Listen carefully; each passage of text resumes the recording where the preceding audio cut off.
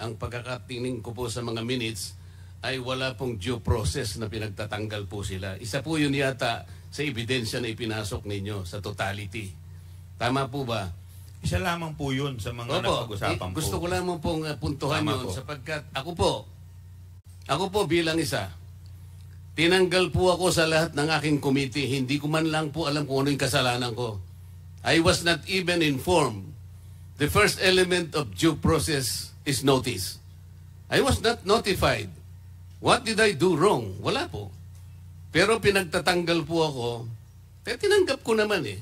Pero wala pong due process. Yung po ang gusto kong ipaintindi rin. Pati nga po yung membership ko sa Commission on Appointments na wala namang kinalaman dito sa gawain natin sa Kongreso, tinanggal din po ako ron. Meron po bang due process? Tingnan po ninyo yung ginawa niyang sulat. Point of order, Mr. Chairman. Point of order.